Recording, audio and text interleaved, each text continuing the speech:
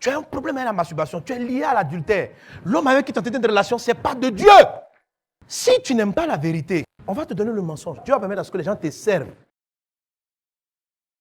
Aimer la vérité. 2 Thessaloniciens chapitre 2, verset 7. Car le mystère de l'iniquité agit déjà. Il faut seulement que celui qui le retient encore ait disparu. Et alors paraîtra limpide que le Seigneur Jésus détruira par le souffle de sa bouche et qu'il anéantira par l'éclat de son avènement. L'apparition de cet impie se fera par la puissance de Satan avec toutes sortes de miracles, de signes et de prodiges mensongers. Vous comprenez? Avant que l'antéchrist se manifeste pleinement, beaucoup de gens qui feront des prodiges, des miracles, mais dont le fond est le mensonge. Et avec toutes les séductions de l'iniquité, pour ceux qui périssent, parce qu'ils n'ont pas reçu l'amour de la vérité pour être sauvés.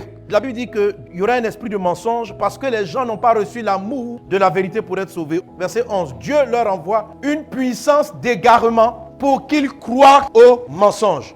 Et cette histoire s'est produite déjà dans l'Ancien Testament où Dieu lui-même a permis à ce qu'un esprit d'égarement touche les personnes. Et généralement, la cause principale qui amène des personnes à tomber dans des prophéties mensongères, c'est le manque d'amour de la vérité. Ils n'aiment pas la vérité. Ils veulent entendre des fables. La Bible dit, car, lisons-le ensemble.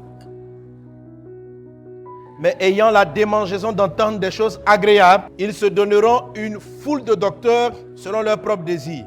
Détourneront l'oreille de la vérité et se tourneront vers les fables.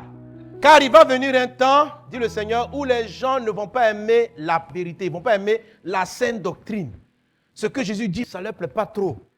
Et la Bible dit, ils vont se susciter une foule de docteurs, on peut ajouter de prophètes, d'enseignants, pour enseigner les choses qu'ils veulent entendre.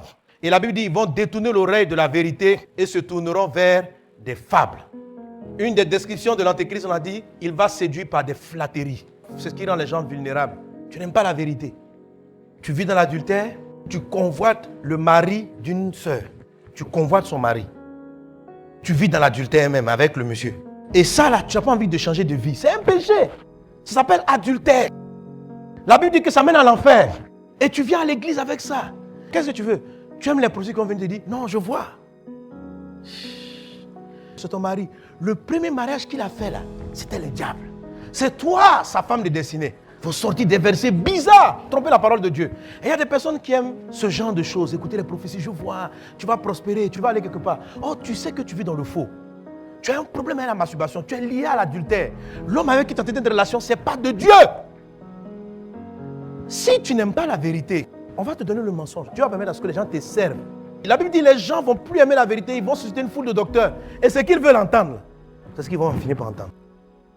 Ne sois pas ce genre. Le python a des difficultés aux personnes qui sont attachées à la vérité.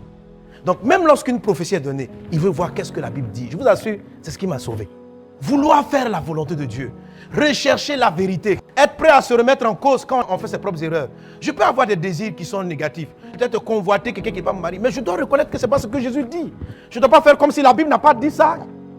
Et puis chercher d'autres prophéties là-dessus. Qu'est-ce que tu veux?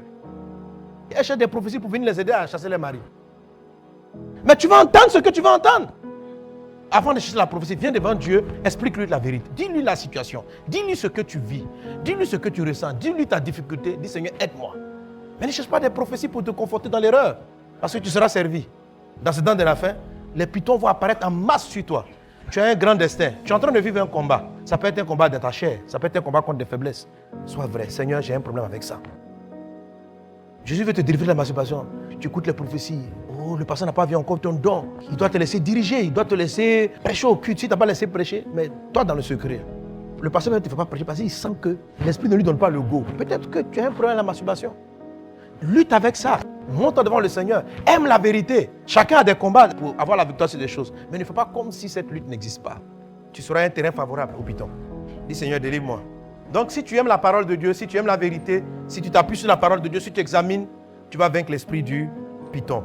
Pour vaincre la vipère, ne t'assois pas avec les moqueurs. Les gens qui critiquent, les gens qui balancent les paroles, ne les écoute pas. Ne fais rien par rapport aux informations négatives qu'ils te balancent. Et tu vas moissonner ton fruit en abondance. Alléluia.